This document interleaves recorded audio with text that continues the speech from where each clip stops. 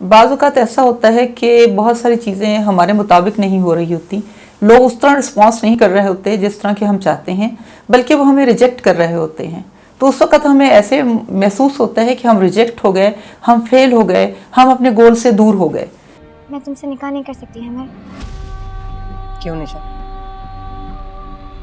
क्योंकि हमर, मैं चाहती हूँ कि तुम थोड़ा लाइफ में सेटल हो। सेटल? अच्छा खासा सेटल हूँ, अच्छी जॉब है मेरे पास निशा। 2 लाख सैलरी है हमर तुम्हारी।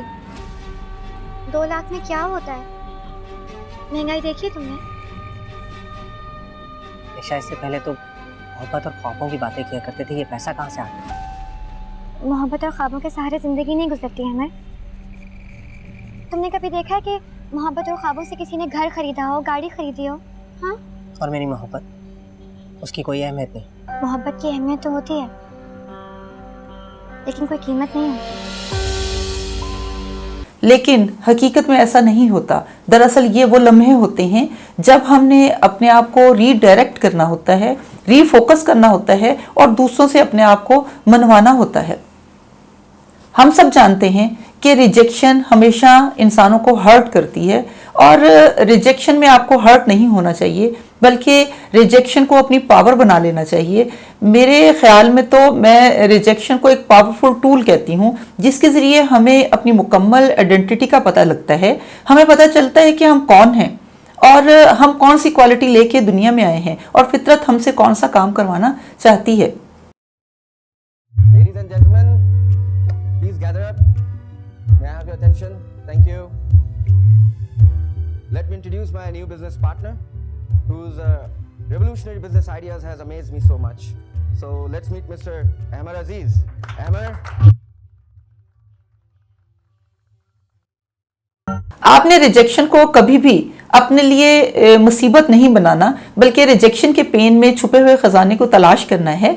मेरी वालदा कहती थी कि आपकी तकलीफ में आपकी ताकत है, यानी आपने अपनी तकलीफ में अपनी ताकत दरियाफ्त करनी है।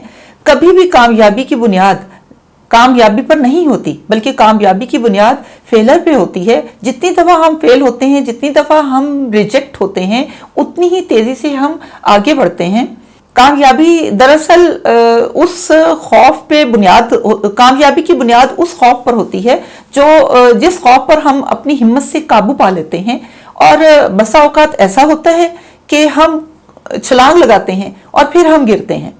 ये सब हम क्यों करते हैं? इससे हमें ये पता चलता है कि हमने कहाँ और कैसे खड़ा होना है। हमेशा अपनी रिजेक्शन से ना डरें। जब आप रिजेक्ट होते हैं तो आपको ऐसा लगता है कि जैसे आपके ख्वाबों की मौत वाक़या हो गई है। आपको ऐसा लगता है जैसे आप अपने असल गोल से बहुत दूर चले गए हैं, लेकिन ऐसा नहीं होता।